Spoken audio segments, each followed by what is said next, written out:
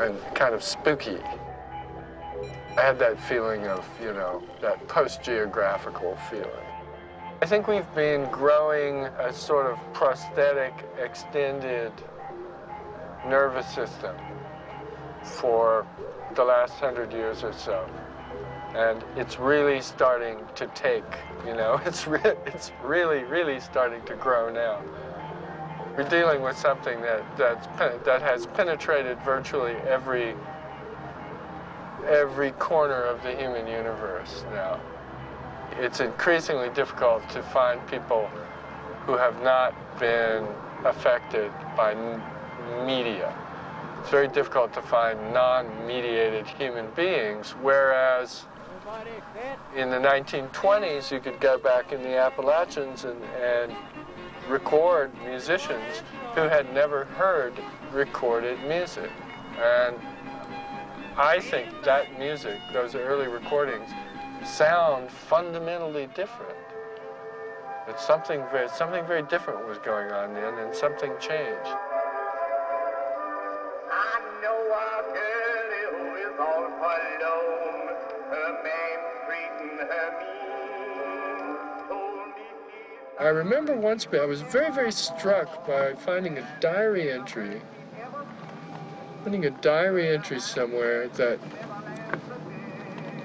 where a man had heard a Victrola for the first time. He'd heard an English clergyman had gone to a garden party and he'd heard an Edison wax cylinder Victrola, and he'd come home and he was just completely traumatized by it, and he described it as being, it was, you know, he said that he had heard a voice from hell, this undead, hideous parody of the human voice, and that mankind was doomed, and how could God let such things be? He was like completely sincere. give him plenty loving, treat him right, for a good man nowadays is hard to find. I doubt if he would have had the same reaction, you know, the next time around. But you know, this diary entry caught him at exactly on the cusp of the change. Like we don't find it extraordinary that we can hear the voices of the dead whenever we wish to. The non-mediated world has become a lost country. And I think that in some very real way, it's a country that we cannot find our way back to. The mediated world is now the world. We are that which perceives a mediated reality. I don't think it's possible to know what we've lost. We just have, I think there is a pervasive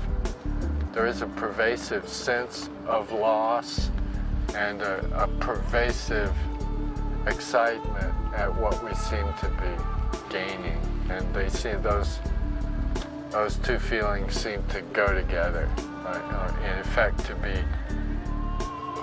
parts of the same feeling.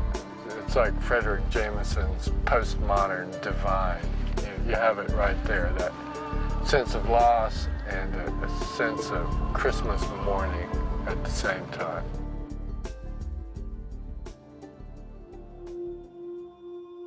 I think that most people, myself included, are most comfortable conceptually living about 10 years back from whatever point in time we've reached. And I think we all have these moments that are vertiginous and terribly exciting and very frightening, in which we realize the contemporary, absolutely. And I think it induces terror and ecstasy, and we retreat from it because we can't stay in that state of panic, which is, I think, the real response to what's happening to us. We're more comfortable with an earlier version of who we were and what we were. It makes us feel more in control. I think the last time I had one of those CNN moments where I was slammed right up against the windshield of the president would have been flipping on the television one day and seeing that federal building in Oklahoma City lying there in its own crater, and listening to a little bit of the audio and getting the idea that something bad had happened in Middle America, and so very, very deep within me, something seemed to say, everything is different from now on. Something very fundamental has changed here. Somehow it upped whenever something like this happens and I have one of these moments, it ups the ante on being a science fiction writer. It changes the nature of the game. Another example, maybe a better one in a way, was when it was confirmed that Michael Jackson was going to marry Elvis Presley's daughter. A good friend of mine in the States faxed me, and he said, "This makes your job more difficult." And I knew exactly what he meant, because a scenario that seemed to belong to the universe of the late Terry Southern was suddenly real. It's that truth is stranger than fiction factor keeps getting jacked up on us on a fairly regular, maybe even exponential basis.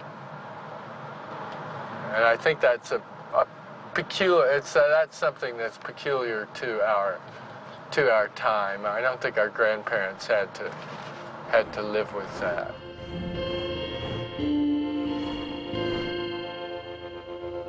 The sky above the port was the color of television tuned to a dead channel. "It's not like I'm using," Case heard someone say as he shouldered his way through the crowd around the door of the chat. It's like my body's developed this massive drug deficiency." It was a sprawl voice and a sprawl joke. The Chatsuba was a bar for professional expatriates. You could drink there for a week and never hear 2 words in Japanese. Rats was tending bar, his prosthetic arm jerking monotonously as he filled a tray of glasses with draft Kirin. He saw Case and smiled, his teeth a webwork of East European steel and brown decay. Well, it sounds good. It sounds like something that was written in the 1940s somehow. It really is kind of weirdly Chandler-esque. So what would you say now about that piece of writing and the man who wrote it? I don't know. I'd buy him a drink, but I don't know if I'd loan him any money. And I think of Neuromancer as being, in a good sense, an adolescent book.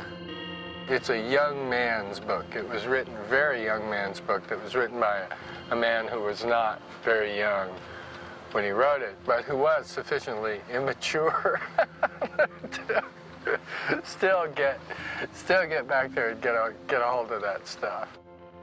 The bartender's smile widened. His ugliness was the stuff of legend. In an age of affordable beauty, there was something heraldic about his lack of it. The antique arm whined as he reached for another mug.